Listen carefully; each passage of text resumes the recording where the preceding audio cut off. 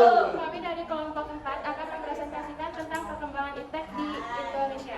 Perkenalkan, nama saya Nada Udina Sofu Ramadan. Perkenalkan, nama saya Rani Oklavia. Perkenalkan, nama saya Rizky Putri Wibowo. Perkenalkan, nama saya Haris Alfianza.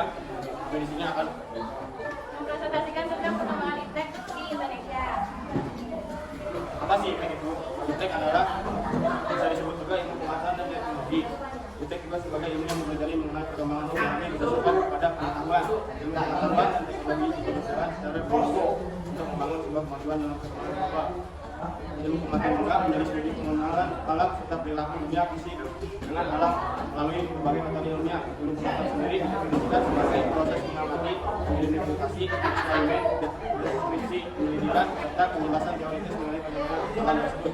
Sementara itu, teknologi adalah sebuah teknik dan proses yang digunakan dalam suatu barang atau jasa serta mencapai tujuan seperti diantaranya pada pendidikan ilmiah. Teknologi ini juga mengacu pada berbagai perangkat dan sistem yang berasal dari ilmu pengetahuan ilmiah sebagai tujuan praktis.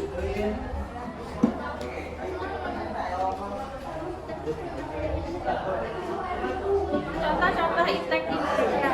Menurut Prayitni dalam Ilyas, teknologi merupakan seluruh pangkat, ide, metode, teknik, benda-benda material yang digunakan dalam kurun waktu dan tempat tertentu yang mampu memenuhi segala kebutuhan manusia. Berikut beberapa perkembangan teknologi pada era 20-an. Yang pertama, pembangkit listrik tenaga nuklir. Yang kedua, satelit telekomunikasi. Yang ketiga, serat optik. Nilai-nilai Pancasila dalam iptek. Dalam perkembangan iptek ini sebenarnya dapat berkaitan dengan nilai-nilai Pancasila. Di antaranya, yang pertama, ketuhanan yang Maha Esa. Di Indonesia begitu beragam agama yang dimiliki, maka dari itu sikap toleransi harus kita tingkatkan. 2. Kemanusiaan yang adil dan beradab. Meskipun zaman sekarang sudah lebih modern, tetapi kita sebagai manusia harus tetap memiliki adab yang baik, terutama dalam bermedia sosial. Jangan semena-mena dalam menyampaikan pendapat di media sosial. Ketiga, persatuan Indonesia. Selalu menciptakan rasa persatuan dan kesatuan. Jangan sampai kita salah dalam menggunakan media sosial yang bahkan dapat memecah persatuan dan kesatuan bangsa. Keempat, kerakyatan yang dipimpin oleh hikmat kebijaksanaan dalam permusyawaratan perwakilan. Tidak ada larangan dalam menggunakan media sosial. Akan tetapi kita harus bisa memanfaatkan media sosial tersebut. Yang kelima, keadilan sosial bagi seluruh rakyat Indonesia. Menciptakan keadilan dalam bersosial di media sosial. Manfaat iptek di Indonesia. Yang pertama, memudahkan seseorang dalam mendapatkan berbagai hal. Yang kedua, membantu suatu penyelesaian permasalahan manusia. Yang ketiga, kehidupan menjadi lebih maju. Yang keempat, mempermudah dan mengoptimalkan bisnis. Dan yang terakhir, komunikasi menjadi lebih mudah. Dampak perkembangan iptek di Indonesia. A. Bidang politik. Timbul kelas menengah baru yang akan menjadi developer untuk menuntut kebebasan politik dan kebebasan berpendapat yang lebih besar. Proses regenerasi pemimpin yang akan berdampak pada substansi politik yang diterapkan sehingga kebebasan dan kesamaan semakin terkenal. Yang B. Bidang pendidikan. Munculnya media massa seperti media massa elektron sebagai sumber ilmu dan pusat pendidikan. Terdapat sistem pengolahan data hasil penilaian yang menggunakan manfaat teknologi.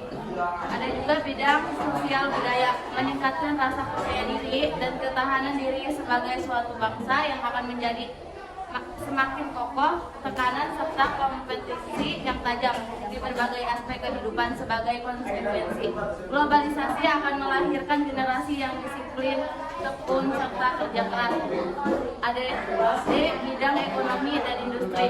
Pertumbuhan ekonomi semakin tinggi, produktivitas di bidang industri menjadi meningkat, akan menuntut para pekerja untuk selalu menambah keahlian dalam pengetahuan yang dimilikinya. Dan yang terakhir, informasi dan komunikasi. Kita akan lebih cepat menerima informasi dari segala penjuru dunia melalui internet atau melakukan komunikasi dengan kerabat yang posisinya sangat jauh dengan kita, mendapatkan pelayanan bank dengan syarat baik dan tanpa ribet. Kesimpulan, perkembangan iptek di Indonesia yang modern ini sudah melesat tinggi. Entah siapapun dan dimanapun para pengguna dapat mengakses media teknologi yang sudah disiapkan teknik.